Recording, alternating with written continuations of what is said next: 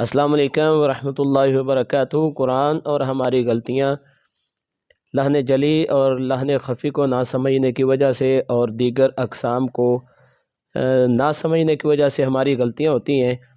تو ہم مخارج کا سلسلہ شروع کیا ہوا ہے، تو ہمارا آج کا ٹاپک ہے 29 شفوی مخارج۔ ان کا تعارف یہ ہے کہ ایسے حروف جو ہونٹوں سے ادا ہوتے ہیں ان کو شفوی مخارج کہتے ہیں، شفو ہونٹ کو کہتے ہیں۔ ان حروف کی تعداد یہ ہے کہ یہ 4 حروف ہیں۔ کون کون سے حروف ہیں یہ 4 حروف؟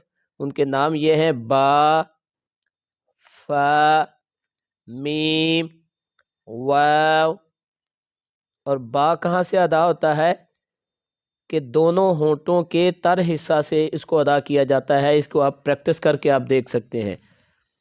اس کے علاوہ فا اوپر کے دانتوں کے کنارے اور نچلے ہونٹ کے تر حصہ سے فا کو ادا کیا جاتا ہے۔ اور میم کہاں سے ادا ہوتا ہے؟ دونوں ہونٹوں کے خشک حصہ سے اس کو ادا کیا جاتا ہے۔ تو جو بیرونی حصہ ہے وہاں سے یہ میم خشک حصہ سے ادا ہوتا ہے۔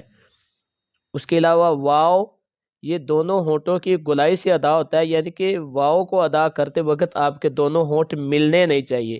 اگر اس میں غلطی آتی ہے تو اگر آپ اس کو صحیح ادا نہیں کریں گے تو یہ آپ گناہ گار ہوں گے، اور اس کا حکم یہ ہے کہ اس کی غلطی لحن جلی کی غلطی ہوتی ہے، جس کا حکم حرام کے زمرے میں آتا ہے۔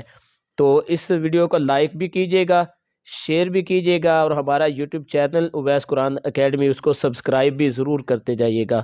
السلام علیکم۔